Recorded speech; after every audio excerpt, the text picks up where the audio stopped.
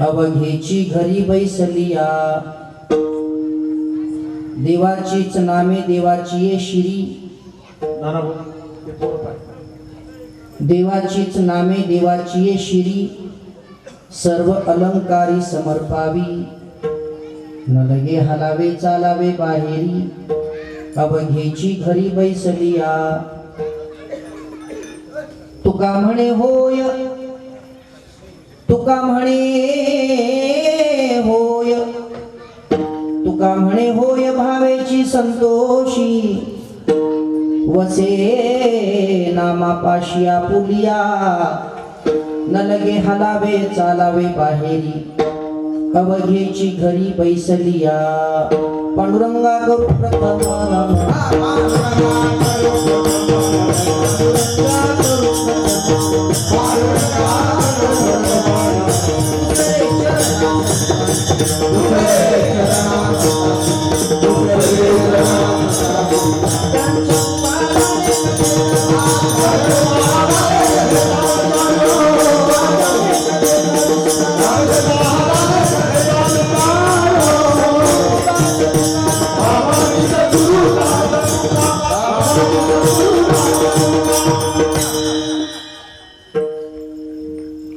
आता नमुरंग भूमिका कीर्तन उभे होते लोका टाळ मृदंग श्रुती देखा तया माझे नमन दंडवत श्री संताची माता चरणावरी साष्टांग हे करी दंडवत विश्रांती पावलो सांभाळा उत्तरी वाढले अंतरी प्रेम सुख जयांचे केली स्मरण होय सकळ विद्यांचे अधिकरण तेची वंदू श्री चरण श्री गुरूंचे ते नमस्कारून आता नमो सद्गुरु तुकया ज्ञान दीपा नमो सद्गुरु सच्चिदानंद रूपा नमो सद्गुरु भक्त कल्याण मूर्ती नमो सद्गुरु भास्करा पूर्ण कीर्ती नमो ज्ञानेश्वरा नमो ज्ञानेश्वरा नमो ज्ञानेश्वरा नमो ज्ञानेश्वरा नमो ज्ञानेश्वरा नमो ज्ञानेश्वरा नमो ज्ञानेश्वरा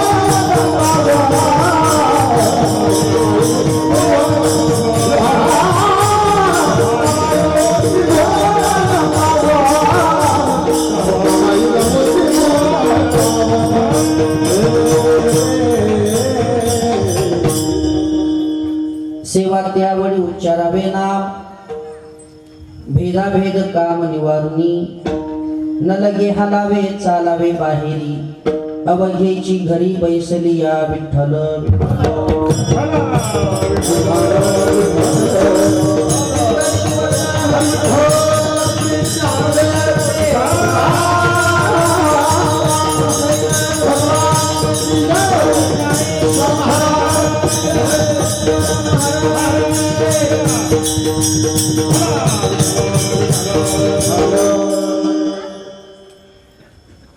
प्रस्तुत प्रसंगी कीर्तनाकरिता निवडलेला अभंग देहुनिवासी सुप्रसिद्ध साधू महान भगवत भक्त महान वैष्णव अवतारधारक करुणाघन दयासिंधू सकल कंठभूषण पंचम वेद निर्माते जगदोद्धारक जगवंद्य जगद्गुरु श्रीमंत श्री तुकाराम महाराज यांचा हा 4 चरणांचा उत्कृष्ट बहुतेक सर्वांच्या पाठ परिचयाचा आणि त्यांच्याच अभंग संहितेतील आहे. पण मंडळी सेवेला सुरुवात करण्यापूर्वी अल्पसा परिहार तो असा असेल. अत्यंत पुण्यशील आणि धर्मशील अशा या येसगाव खुर्द या गावामध्ये आपण सर्व परमार्थ प्रेमी ग्रामस्थांच्या उत्तुंग पारमार्थिक भावनेतून पंचक्रोशीतील परिसरातील अत्यंत विद्वान अशा गुणीजनांच्या सहकार्याने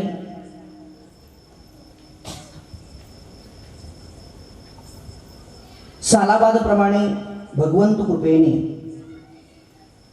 वैकुंठवासी गुरुवर्य मास्तर बाबाजी खायदेकर यांच्या प्रेरणेने वैकुंठवासी गुरुवर्य हरिभक्त परायण ज्ञानेश्वरजी माऊली व वैकुंठवासी हरिभक्त परायण घनश्यामजी बाबा यांच्या कृपा आशीर्वादाने तसेच खानदेश रत्न वैराग्यमूर्ती गुरुवर्य हरिभक्त परायण तुकारामजी बाबा जेऊरकर अध्यक्ष मास्तर बाबा संस्थान खायदे व हरिभक्त परायण नामदेवजी महाराज गोगीर अध्यक्ष मौली बाबा संस्थान शिलारनगर येसगाव बुद्रुक सुरू असलेला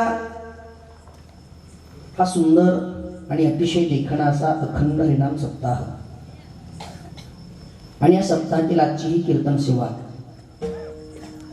आपल्या सर्वांच्या प्रेमाने आपल्या सर्व ग्रामस्थांच्या प्रेमाने आणि परमश्रद्धेय परम आदरणीय परममित्र हरिभक्तपरायण अनिलजी महाराज बच्छाव यांच्या संपर्कातून, यांच्या फोन संपर्क माध्यमातून प्राप्त झालेली ही सेवा आहे. या सेवेसाठी आवर्जून उपस्थित असणारे महाराष्ट्रातील दिग्गज गुणीजन, कीर्तिवंत, सुंदर असे गायक वादक, आदरणीय सर्व गायनाचार्य, आदरणीय सर्व मृदंगाचार्य, सगळेच आदरास पात्र आहेत. पण विशेष उपस्थिती परमस्नेही परम आदरणीय संगीत अलंकार संगीत रत्न हरिभक्तपरायण रवी महाराज पवार, तसेच परममित्र गायनाचार्य संगीत अलंकार संगीत रत्न गोकुळ आबाजी महाराज शिंदे, तसेच परमस्नेही परम आदरणीय एक ज्येष्ठ कीर्तनकार माझे परममित्र हरिभक्तपरायण बापूजी महाराज जेऊरकर आणि मृदंग सम्राट, मृदंग मार्तंड, मृदंग अलंकार परमस्नेही परम आदरणीय परममित्र हरिभक्तपरायण सचिनजी महाराज, या सर्व गुणीजनांच्या साथीने सहकार्याने हा सोहळा संपन्न होतोय. आणि या सर्व सोहळ्याला इतकं सुंदर, इतकं भव्य, इतकं मनमोहक असं रूप ज्यांनी दिलंय, हा सप्ताह सोहळा सुंदर अशा वातावरणामध्ये पार पडावा यासाठी अखंड झटणारे, सुंदर असं नियोजन करणारे सर्व सप्ताह कमिटीचे सदस्य, कौतुक करावं तेवढं कमी आहे. आमच्या राशीला बरेच कीर्तन येतात, नाही असं नाही, राशीला कीर्तन राशीला येणं वेगळं, कीर्तन वाट्याला येणं वेगळं. राशीला येणं म्हणजे काय असतं, व काहीतरी करून ते करायचं असतं म्हणून ते करायचं, ते राशीला आलेलं, पण वाट्याला आलेलं काहीतरी भाग्य लागतं. तुम्ही आळंदी, नाशिक, पुणे या पश्चिम महाराष्ट्रामध्ये कीर्तनकारांना, गायक वादकांना काही कमी नाही, एक से बढ़कर एक आहे. या पश्चिम महाराष्ट्रातले कीर्तनकार, गायक, वादक अवघ्या महाराष्ट्राला पुरून उरतात एवढे आहेत. पण माझं काहीतरी भाग्य आहे, कमीत कमी 400 किलोमीटर अंतर माझं इथून गाव आहे, लातूर जिल्ह्यामध्ये, आणि तिथून एवढ्या भव्य अशा कार्यक्रमामध्ये तुमच्या सर्वांच्या दर्शनाच्या निमित्ताने, या कीर्तन सेवेच्या निमित्ताने येण्याचा योग यावा, हे खरंच माझं भाग्य आहे. सुंदर असा मंडप आहे, सुंदर अशी स्पीकर सिस्टीम आहे, निवडक अशी सर्व मंडळी जमा केलेली आहे. जसं शिवरायांनी जे मावळे निवडले होते ते निवडकच होते, उगाच खोगी भरती नव्हती विनाकामाची. तशी या सप्ताह कमिटीने जी मंडळी निवडली ती निवडक अशी वेचून आणली. त्यातला मी आपला लिंबू टिंबू आहे. धन्यवाद सर्व ग्रामस्थांना, सप्ताह कमिटीच्या सर्व सदस्यांना, सर्व गायक वादक, स्पीकरवाले, कॅसेटवाले, माता भगिनी, या सर्वांना अगदी मनस्वी धन्यवाद देतो आणि सेवेला प्रारंभ करतो. विठ्ठल विठ्ठल.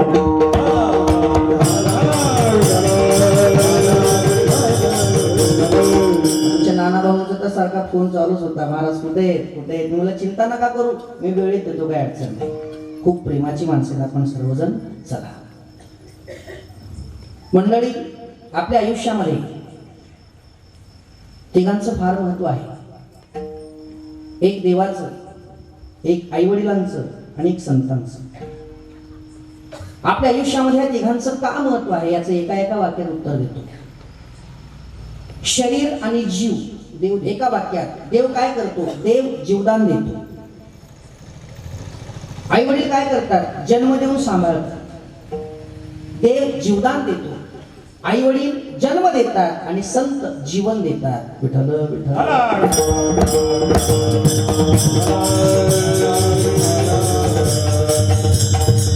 आणि हे तिघही आपल्या आपल्या ठिकाणी खूप उंच स्थानी आहे.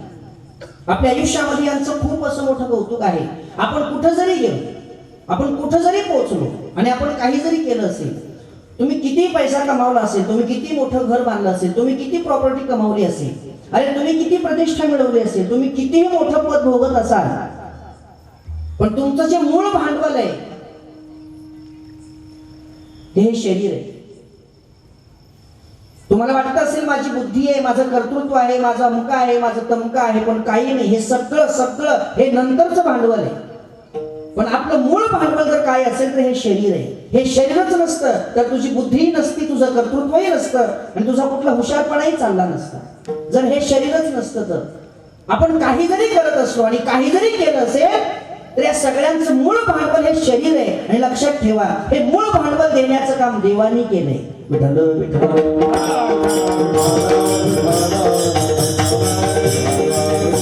हे शरीर देव देतो आणि याच्या माध्यमातून आपण सगळं काही मिळवत असतो. देवाची कृपा आहे. देवे दिला देह, देह देवाने दिला. दिली इंद्रिय हात पाय कान, डोळे मुख बोलाया वचन, जेणे तू बोला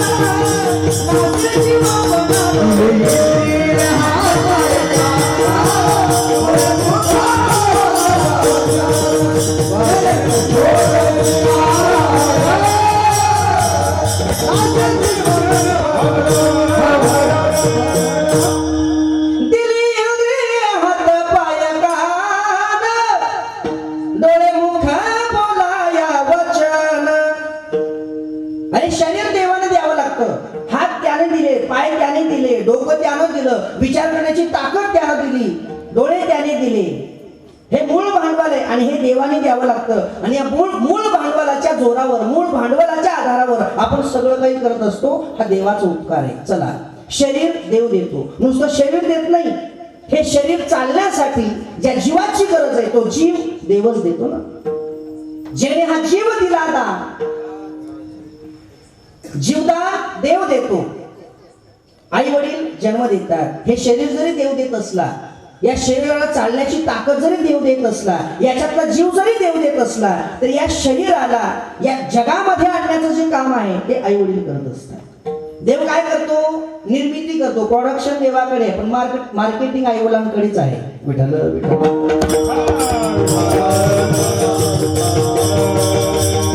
प्रोडक्शन देवाचं आहे, पण मार्केटिंग आई वडिलांची आहे. या जगामध्ये या देहाला आई वडील आणतात. आई वडील आपल्याला जन्म देतात. नुसता जन्म देत नाही तर सांभाळतात, संस्कार देतात. हा आई वडिलांचा उपकार आहे. देव जीवदान देतो, आई वडील जन्म देतात, पण संत मात्र जीवन देतात. जीवन देतात म्हणजे काय देतात? जगावं कसं हे शिकवतात. आणि हे देवही शिकवत नाही, मायबापही शिकवत नाही. पण देव जीवदान देतो, गोष्ट ठीक आहे, पण देव असं म्हणतो तू काही कर, मी तुला हेच कर म्हणत नाही. तू काही कर, तुझ्या मनाला जे वाटेल ते कर. तू माझी पूजा कर किंवा तू माझ्या मंदिरावरचा कळस चोरून नाही, मला काही घेणं देणं नाही. देव अडवायला येत नाही. आता काही लोकांचा प्रश्न असतो, महाराज अहो देवाच्या मंदिरावरचा कळस चोरी जातो, हो मग देव झोपलेला असतो का? देव काय झोपा काढतो का? नाही, आमच्या घरातली चोरी होताना नका दे, काय हरकत नाही, पण त्याच्याच मंदिरावरचा कळस नेताना देव काय झोपे गेलेला असतो का? एक लक्षात ठेवा, देव सगळं पाहतो. देव हा साक्षी रूपाने राहतो या जगामध्ये. तुम्ही चांगलं करायला गेला तरी तो टाळ्या वाजवत नाही, आणि जर तुम्ही वाईट करायला गेला तरी सुद्धा तो तुम्हाला अडवायला येत नाही. देव नुसतं पाहतो. पण देवाचं काम एक आहे, तू जे काही करत असशील त्याला योग्य फळ देणं हे देवाचं काम आहे.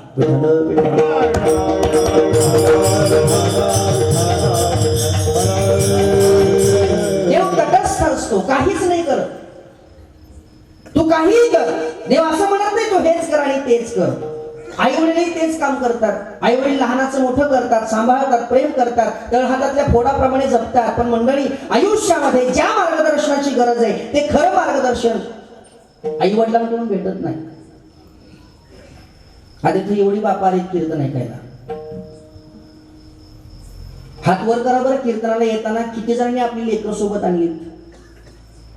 1 2 3 4 5. तुम्ही 2 आणलीत का? 2 हात वर करताय म्हणून. एवढ्या माणसात एक 10 माणसं हात वर करतील, बाकीच्यानं का नाही आणली? तुम्हालाही नको वाटतं ते. काय पडलंय त्यात? काय पडलंय त्यात? ऐका मंडळी, एक लक्षात ठेवा, आयुष्यामध्ये जर सुखी व्हायचं असेल, आयुष्यामध्ये जर समाधानी जीवन जगायचं असेल, आयुष्यामध्ये जर आनंदी जीवन जगायचं असेल तर परमार्थाशिवाय पर्याय नाही. विठ्ठल विठ्ठल.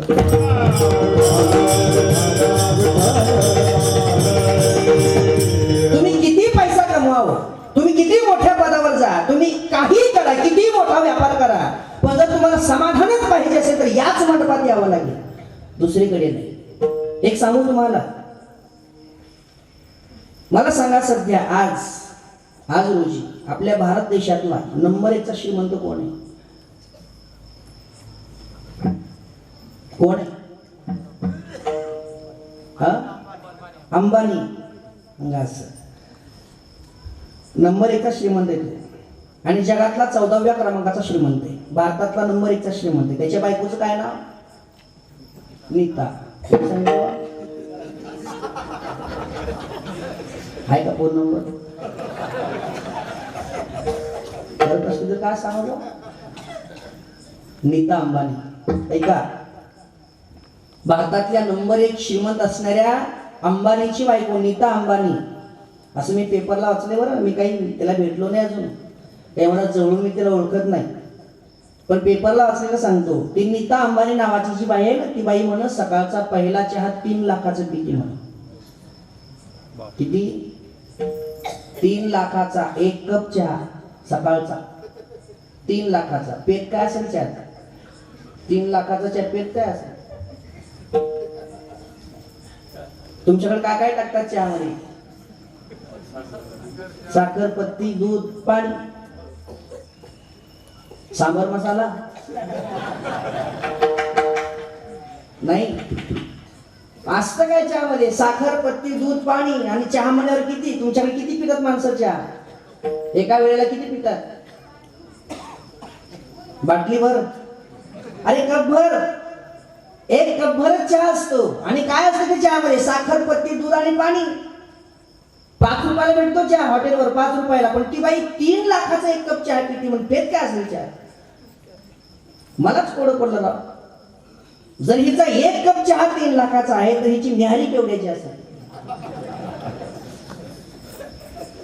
अजबच आहे. दुपारचं जेवण वेगळंच राहिलं, संध्याकाळचं जेवण वेगळंच राहिलं. अवघड आहे का? तिचा नुसता मोबाईल 1100 कोटीचा आहे. मग मोबाईल नुसता 1100 कोटीचा. मी का सांगतोय? एवढा पैसा आहे त्याच्याकडे, एवढा पैसा आहे, अफाट पैसा आहे, कुठे ठेवावा कळत नाही, एवढा पैसा आहे. पण एक लक्षात ठेवा, ऐका, माझं वाक्य सांगतो महत्वाचं. तो अंबानी जगातला 14व्या क्रमांकाचा श्रीमंत आहे, भारतातला नंबर 1चा श्रीमंत आहे. पण त्याच्यापेक्षा हा किशोर महाराज सूर्यवंशी लातूरकर जास्ती सुखी आहे. विठ्ठल विठ्ठल.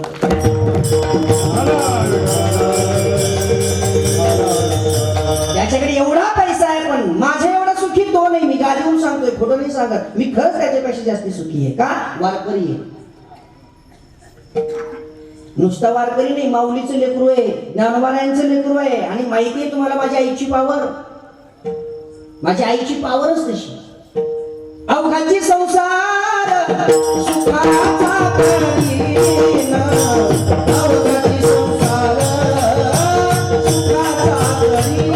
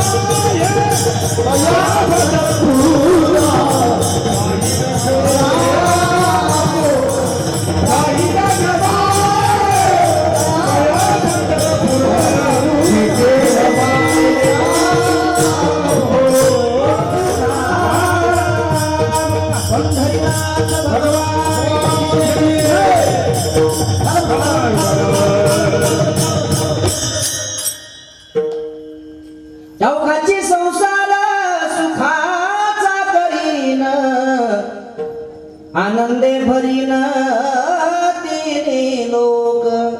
आणि ज्या ज्ञानोबरांची ही पावर आहे त्या माऊलींची लेकर आज जगात जास्ती सुखी आहेत. बरं जी त्या माऊलीची लेकर आहेत ती सगळ्यात जास्ती सुखी आहेत. पैसा नाही सुख देत तुम्हाला.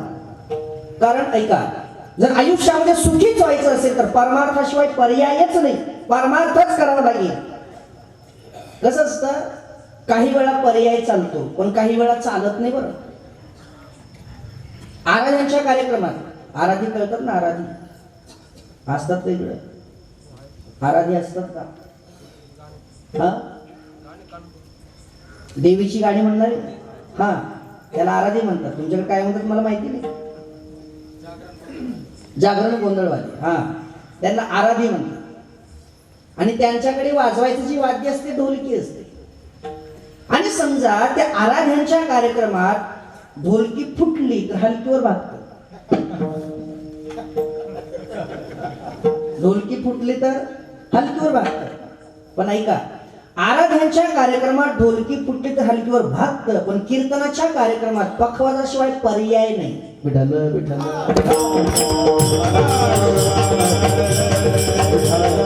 का लागुनी मृदंग श्रुतीचा लागुनी मृदंग श्रुतीचा